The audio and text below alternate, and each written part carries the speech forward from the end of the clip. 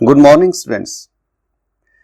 Today's topic is uses of past continuous tense.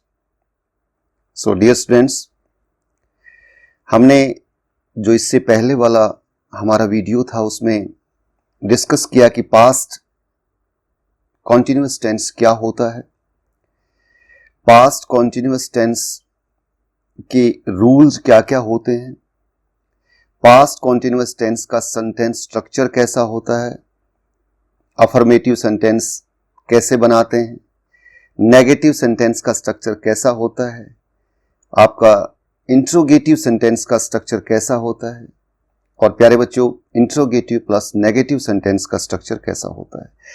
तो ये सारी की सारी बातें हम पिछले टेंस में बहुत अच्छे से देख चुके हैं। तो प्यारे बच्चों आज हम देखेंगे कि पास्ट कॉन्टिन्यूअस टेंस का प्रयोग कहां होता है। तो सबसे पहला जो प्रयोग है इसका, आप देखिए, टू डिस्क्राइब एन एक्शन और event that was in progress in the past. बिल्कुल जो मैंने इसकी डेफिनेशन में आपको बताया था प्यारे बच्चों कि कोई भी घटना, कोई भी एक्शन, कोई भी कार्य दैट वाज इन प्रोग्रेस, जो जारी रहा हो इन द पास्ट यानी अतीत में, भूतकाल में, भूतकाल में आपके द्वारा किया गया कोई भी कार्य अगर एक पार्टिकुलर पीरियड तक जारी रहता है तो समझो उस पार्टिकुलर पीरियड के लिए, उस कार्य के लिए हम पास्ट कॉन्टिन्यूअस टेंस का इस्तेमाल करते हैं। अब जैसे हम इसका कोई भी एग्जांपल्स देख लेते हैं। The boys were playing hockey, लड़के हॉकी खेल रहे थे। प्यारे बच्चों जब आपसे सवाल पूछा गया कि बच्चे क्या कर रहे थे, तो आपने बड़े आराम से जवाब दिया कि the boys were playing hockey, कि लड़के जो हैं वो हॉकी खेल रहे थे। मतलब आप वहां से अभी भी आए हैं, मान लीजिए आप स्टेडियम से आए और आपने बच्चों को हॉकी खेलते हुए देखा और एक पार्टिकुलर टाइम तक, मान लीजिए उन्होंने हॉकी खेलना 10 बजे स्टार्ट किया और 12 बजे तक हॉकी खेला, उसके बाद बंद कर दिया, और ये बात आपसे पूछी जा रही है शाम को 4 बजे, तो उस टाइम पीरियड के दौरान की उस घटना को अगर आप बताना चाहेंगे तो आप, क्योंकि वो घटना उस 2 घंटे के दौरान जारी रही है और उस 2 घंटे का आपसे जब पूछा जा रहा है कि उस 2 घंटे के दौरान क्या हुआ, उस 2 घंटे के दौरान बच्चे क्या कर रहे थे, तो आप बताएंगे कि उस 2 घंटे के दौरान बच्चे जो हैं वो हॉकी खेल रहे थे। तो पास्ट के अंदर अगर कोई भी एक्शन कंटिन्यू रहता है तो उसको हम एक्सप्रेस करने के लिए ही पास्ट कंटिन्यूअस टेंस का प्रयोग करते हैं। अब सेकंड एग्जांपल देख लीजिए प्यारे बच्चों। We were learning French at school, हम विद्यालय में फ्रेंच भाषा सीख रहे थे। यह भी आपकी पास्ट की घटना है और पास्ट में कंटिन्यू रही है। हो सकता है आपने 1 साल फ्रेंच भाषा सीखी हो, 2 साल सीखी हो पीछे, और आपसे अब पूछा जा रहा हो तो अब आप at the time of speaking you are explaining about that event that has been already happened in the past and it was continued for a period of time, और वो आपके लिए मतलब कुछ समय के लिए जारी रहा है। मतलब 1 या 2 साल आपने फ्रेंच भाषा सीखी, 3 साल सीखी, 4 साल सीखी, जितने भी टाइम पीरियड तक आपने सीखी, मतलब पास्ट में आपने वो काम कंटिन्यू रखा। तो प्यारे बच्चों यहां से भी ये बात स्पष्ट हो जाती है। थर्ड सेंटेंस में the milkman were milking the cows, milkman दूधिये जो होते हैं वो गायों का दूध निकाल रहे थे। अब आपसे सवाल किया किसी ने कि उस वक्त वो दूध वाले दूधिये जो थे वो क्या कर रहे थे, और आपने देखा था उनको वो काम करते हुए, तो अब आप उसका जवाब दे रहे हैं कि वो अच्छा उस टाइम की बात है, उस टाइम तो वो दूधिये जो हैं वो गायों का दूध निकाल रहे थे। तो पास्ट की घटना है, पास्ट में एक शॉर्ट पीरियड ऑफ टाइम तक वो कंटिन्यू रही और वहीं पर समाप्त हो गई। तो प्यारे बच्चों ये आपने देखा कि पास्ट कॉन्टिन्यूअस टेंस का पहला यूज क्या होता है, उसकी डेफिनेशन में ही वो चीज छिपी हुई है। अब देखिए, अब हमारा जो दूसरा जो रूल है वो भी बहुत इंपॉर्टेंट है। दो इसका यूजेस क्या है? This tense is also used with simple past tense, यानी सिंपल पास्ट टेंस के साथ भी हम इस टेंस का प्रयोग करते हैं।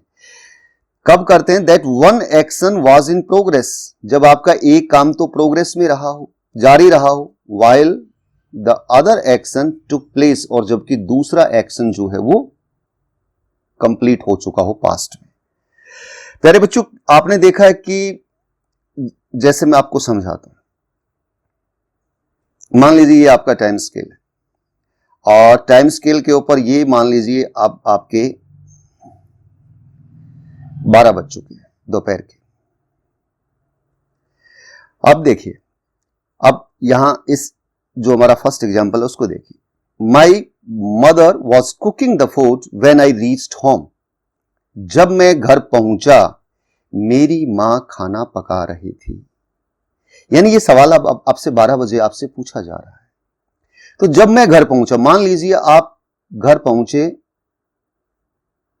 10 AM पर, तो आपने घर पहुंचते क्या देखा? आपकी मां खाना बना रही थी। मान लीजिए उन्होंने खाना बनाना 9 AM पर स्टार्ट किया होगा और 9 से लेकर के वो 10 AM तक, और जब आप पहुंचे 10 AM के ऊपर तब भी वो खाना ही बना रही थी।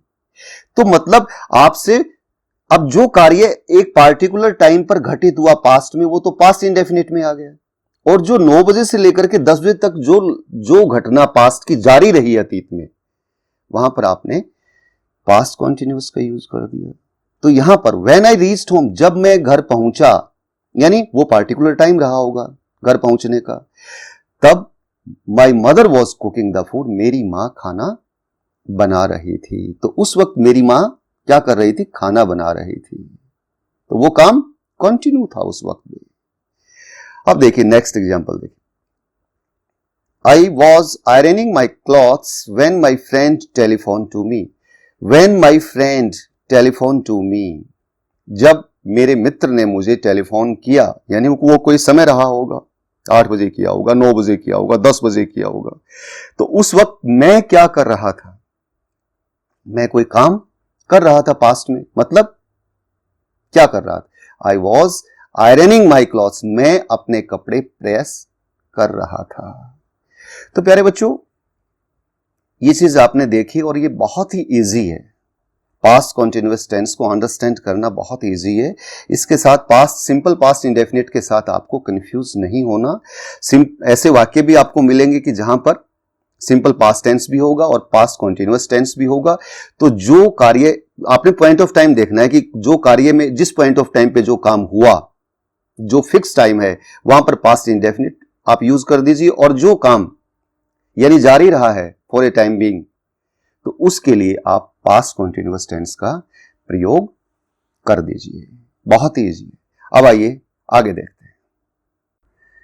तो प्यारे बच्चों, हमने जब प्रेजेंट कॉन्टिन्यूअस टेंस के वीडियो लेक्चर बनाया था तो उसमें भी मैंने आपको ये रूल्स, आईएनजी लगाने के rules for using ING with verbs, कि वर्ब्स के साथ आईएनजी कैसे लगाते हैं, वहां पर मैंने इसको बहुत डिटेल में मैंने आपको बताया है। तो आप इसकी इन तीनों जो हमारे रूल्स हैं, रूल्स 1, रूल 2 और रूल 3 का अगर आप डिटेल अध्ययन करना चाहते हैं तो आप प्रेजेंट कॉन्टिन्यूअस टेंस का वीडियो लेक्चर एक बार फिर से देख लीजिए, तो आपको पता लग जाएगा कि आप वर्ब के एंड में अगर ई आ जाता है तो हम क्या करते हैं, और अगर लास्ट जो हमारा वर्ड कॉन्सोनेंट है और उससे पहले अगर वोवल आ जाता है तो फिर हम क्या करते हैं। इसके बीच में एक्सेप्शंस भी हैं बहुत सारे, तो यहां पर हम डिस्कस नहीं करेंगे। सिंपली हम आपको दिखा रहे हैं, ये स्लाइड हम आपको बता रहे हैं ताकि आप प्रेजेंट कॉन्टिन्यूअस टेंस में जाकर के एक बार इस स्लाइड को डिटेल के अंदर वहां से जान लें। तो आइए अब आगे चलते हैं।